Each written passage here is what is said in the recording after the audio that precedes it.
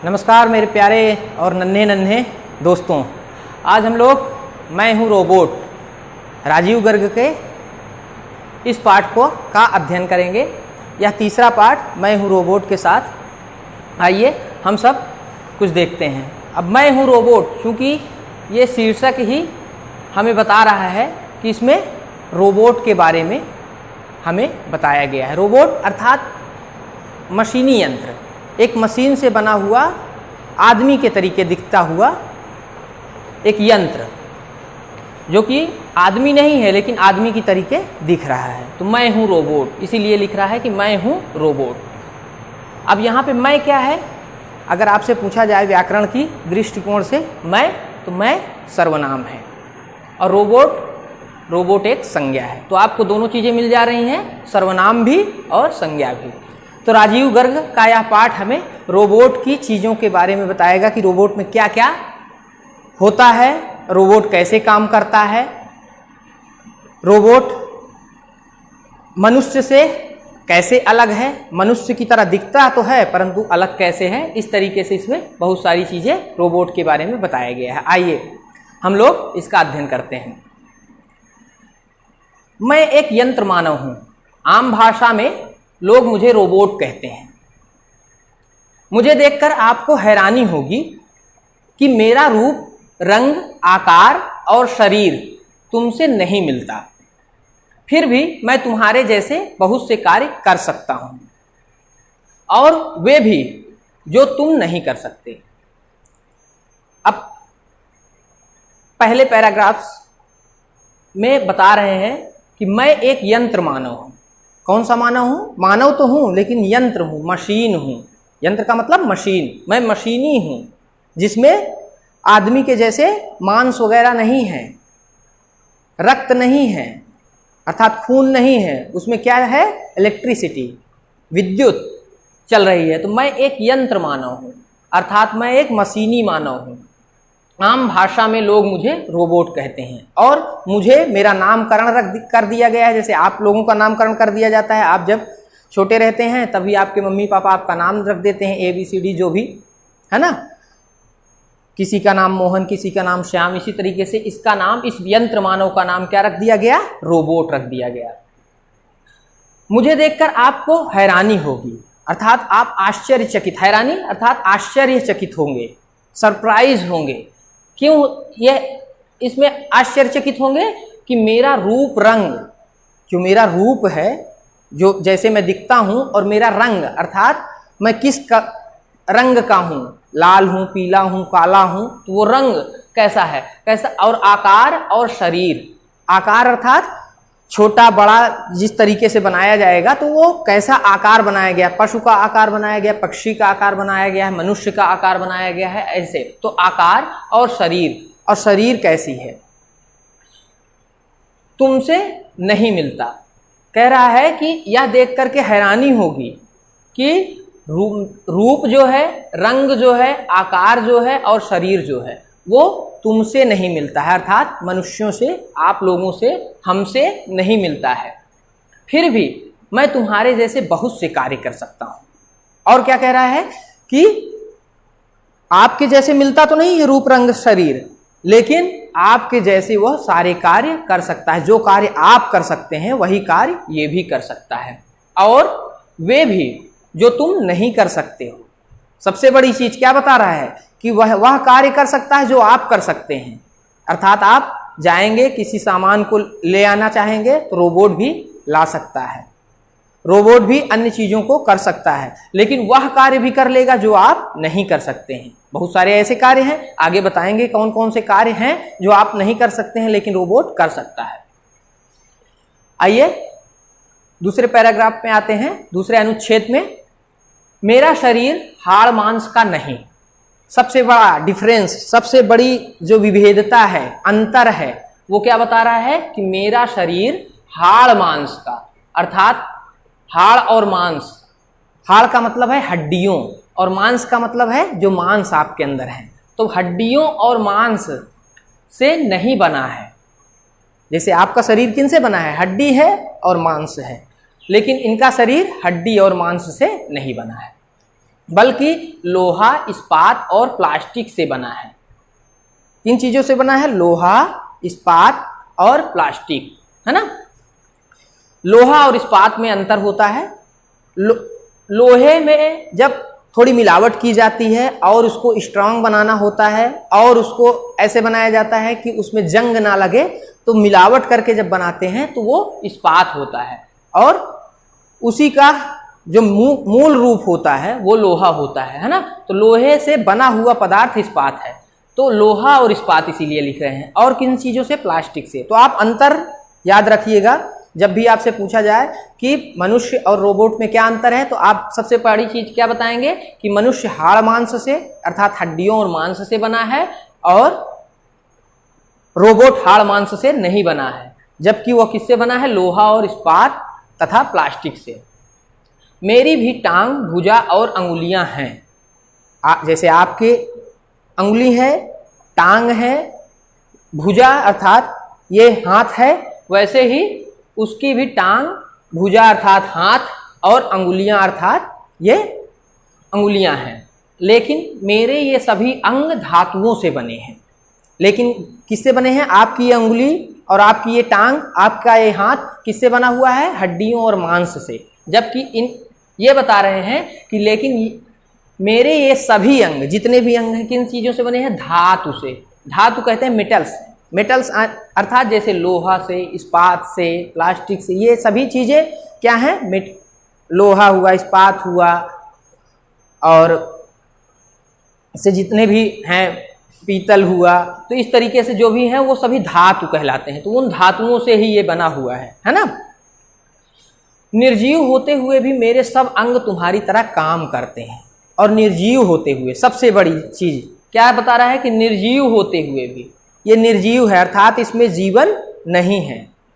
जैसे आप में जीवन है, आप जीवित कहलाएंगे। निर्जीव, निर्जीव अलग अलग है, इसको आप देख लेंगे कि निर्जीव लिखा है ना। तो निर्जीव,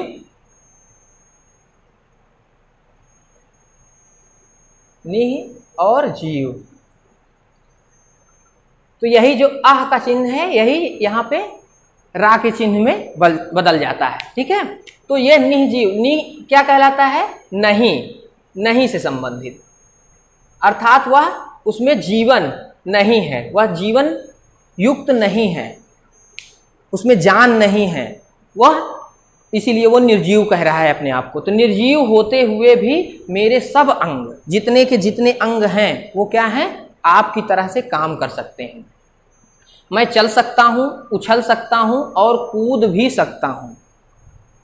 जैसे आप लोग चल सकते हैं, जाते हैं कहीं टहलने, उछल सकता हूं, उछलते भी हैं, और उछलने के साथ क्या कह रहा है? कूद भी सकता हूं, है ना। उछलना और कूदना अंतर है। देखिए, उछलना एक जगह पर ही आप जंप कर गए, एक जगह पर ही कूद उछले तो वो उछलना हुआ, और कूदना कहीं एक जगह से दूसरी जगह पर गए तो वो कूदना हुआ, जंप मार गए। वही उछल करके दूसरी जगह पर जाना कूदना हुआ, है ना। और एक ही जगह पर ऊपर उठना क्या कहलाएगा? उछलना।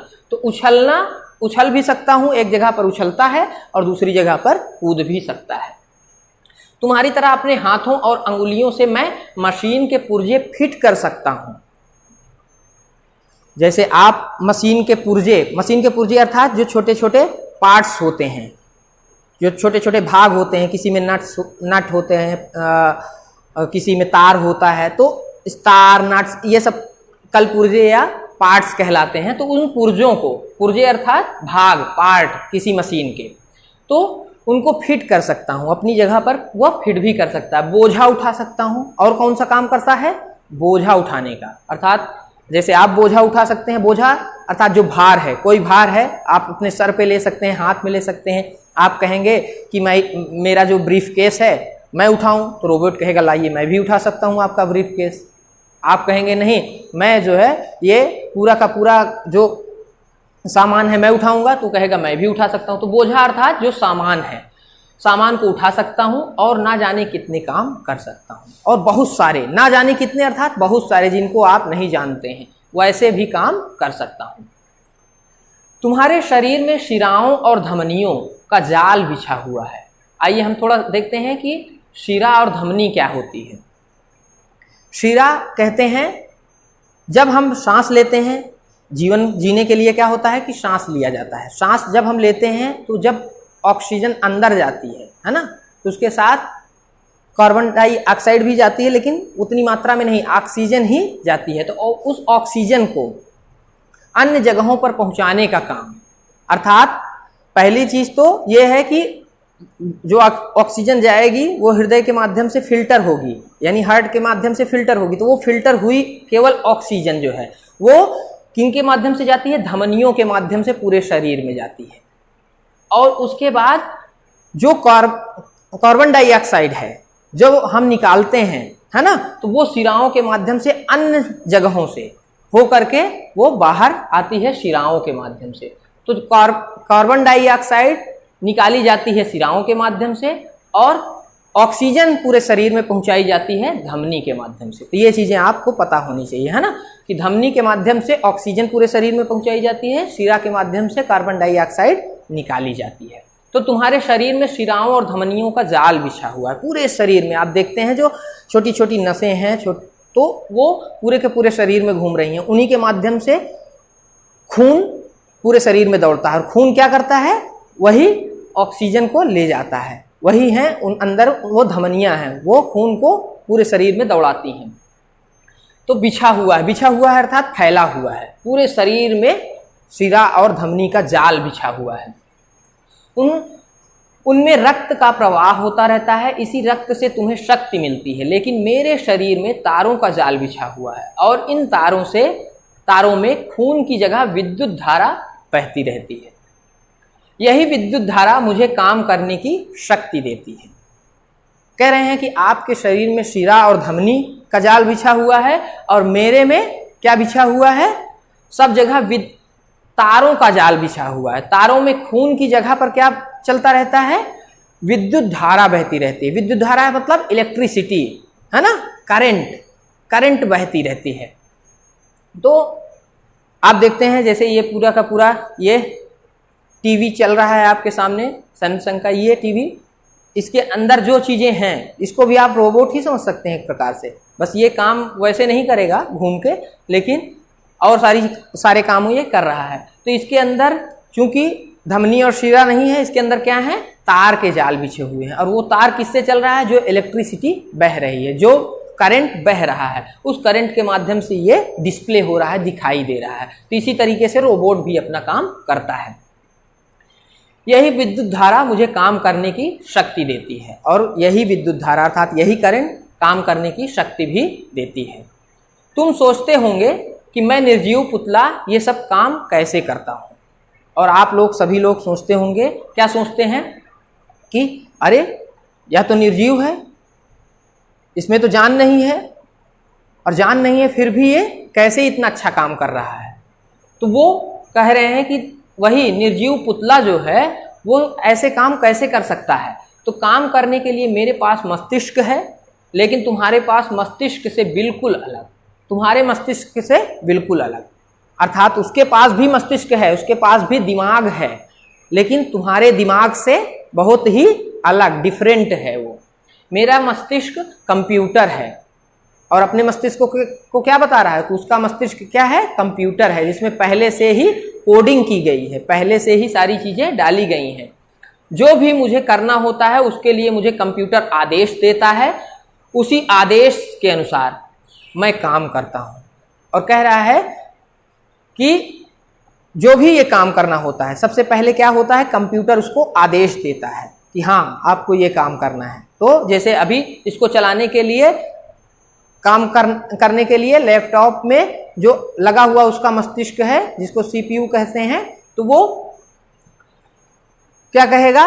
काम पहले बताएगा कि हाँ तुमको ये काम करना है, तो वही काम आएगा और ये डिस्प्ले हो जाएगा। तो उसी तरीके से रोबोट भी पहले उसके मस्तिष्क यानी कंप्यूटर उसको काम करने का आदेश देता है और तब वो काम करने लगता है। उसी आदेश के अनुसार मैं काम करता हूं। कंप्यूटर की स्मृति में वह सब संचित रहता है जो मुझे करना होता है। और सबसे पहले क्या होता है कि कंप्यूटर की स्मृति में, कंप्यूटर की जो मेमोरी है, स्मृति अर्थात याददाश्त, और इंग्लिश में इसको क्या कहते हैं, मेमोरी। तो कंप्यूटर की जो स्मृति अर्थात मेमोरी है, उसमें पहले से सारी चीज़ें संचित अर्थात रखी हुई होती हैं। सभी चीज़ें संचित रखी होती हैं, संचित होती हैं अर्थात रखी होती हैं बाहर से। या जैसे आप लोग तो वैसे ही सोच सकते हैं, आप जीवित हैं, कुछ भी किसी भी टाइम कुछ सोच सकते हैं, लेकिन ऐसा कंप्यूटर में नहीं होता है। कंप्यूटर में सारी चीज़ें पहले से ही रख दी जाती हैं, है ना, प्री स्टोरेज होती हैं, प्री स्टोर की जाती हैं। तो जो मुझे करना होता है, तुम शायद विश्वास नहीं करोगे, हो सकता है तुम शायद अर्थात हो सकता है कि तुम विश्वास ना करो कि मैं देख सकता हूं, सुन सकता हूं, बोल सकता हूं और छूकर अनुभव भी कर सकता हूं। देखने के लिए मेरे पास आंखें नहीं हैं, बल्कि मेरे शरीर में कैमरे लगे हैं। मेरे कान तुम्हारे कानों से बिल्कुल भिन्न हैं। मेरे शरीर में लगा माइक्रोफोन ही सुनने का काम करता है। बोलने के लिए मैं गले और जीभ का सहारा नहीं लेता। मेरे शरीर में लगा लाउड स्पीकर बोलने का काम करता है। सबसे पहले इसने क्या बताया कि इसके पूरी शरीर जो है वो हाड़ मांस से नहीं बनी है, वो बनी है लोहा इस्पात आदि से। दूसरी चीज़ बताया कि इसमें शिराओं और धमनियाँ नहीं होती हैं, शिरा और धमनी की जगह पर इलेक्ट्रिसिटी बहती रहती है। तीसरी चीज़ अब बता रहा है ये कि ये छू सकता है, महसूस कर सकता है और सबसे बड़ी चीज़ बोल भी सकता है और सुन भी सकता है। लेकिन किस तरीके से कि ये आपके कान और आपकी जीभ के माध्यम से नहीं, जीभ के माध्यम से ये बोलता नहीं है, कान के माध्यम से सुनता नहीं है। सुनता किससे है? मेरे कान तुम्हारे कानों से बिल्कुल भिन्न है, अलग है। मेरे शरीर में लगा माइक्रोफोन, जो माइक्रोफोन है वो क्या करता है? सुनने का काम करता है। माइक्रोफोन ही कंप्यूटर के सुनने का काम करेगा। बोलने के लिए मैं गले में जीभ का सहारा लेता हूँ, और जो बोलने के लिए आप जीभ का सहारा लेते हैं ना, बोलने के लिए मैं गले और जीभ का सहारा नहीं लेता हूं। तो ये जीभ और गले का सहारा नहीं लेता है, आप जीभ और गले का सहारा लेते हैं। मेरे शरीर में लगा लाउड स्पीकर, जो अंदर इसके लाउड स्पीकर लगाया गया है, यही क्या करता है? बोलने का काम करता है। आप अपनी मोबाइल में भी देख सकते हैं कि उसमें जो माइक्रोफोन है उससे सुना जाता है और जो लाउड स्पीकर है उससे बोला जाता है। आप लाउड स्पीकर पे लगाते हैं और देखते हैं कि आवाज़ें पुनः पुनः तेजी से सुनाई देना चालू हो जाती हैं। ठीक है, तो इस तरीके से आज के लिए हम लोग इतना ही पढ़ेंगे। कल हम लोग फिर इसका आगे का भाग देखेंगे। अभी तक हम लोगों ने यही देखा कि मैं हूँ रोबोट, अर्थात मैं रोबोट हूँ, और रोबोट ने बताया कि मेरा रूप, रंग, शरीर सब अलग है आपसे, लेकिन फिर भी मैं आपके जैसे काम करता हूँ। दूसरी चीज़ बताया कि मैं हाड़ मांस से नहीं बना हूँ, बल्कि लोहा इस्पात प्लास्टिक से बना हूँ। तीसरी चीज़ बताया कि मैं अलग किस तरीके से हूँ आपसे, क्योंकि मेरे अंदर शिराओं और धमनियों का जाल नहीं बिछा हुआ है, बल्कि तारों का जाल बिछा हुआ और विद्युत प्रवाह अर्थात इलेक्ट्रिसिटी या करंट के माध्यम से चलता हूँ। तीसरी चीज़ इसने बताया कि यह जीभ और कान के जरिए बोलने और सुनने का काम नहीं करता है, बल्कि यह माइक्रोफोन और लाउड स्पीकर के जरिए, माइक्रोफोन के जरिए सुनने का और लाउड स्पीकर के जरिए बोलने का काम करता है। इस तरीके से ये हमसे डिफरेंट होते हुए भी हमारे काम कर सकता है। तो राजीव गर्ग जी का मैं हूँ रोबोट आपको आशा है समझ में आया होगा। आप लोग के लिए कुछ प्रश्न हैं, उसको जरूर करिएगा। पहला चीज़ कि आप बताएंगे कि इस पाठ के लेखक कौन हैं। दूसरा बताएंगे कि मनुष्य और रोबोट में मुख्य अंतर क्या है। ये करके जरूर आप व्हाट्सएप करेंगे अपने प्रश्नोत्तर को। आज के लिए इतना ही। बहुत बहुत धन्यवाद।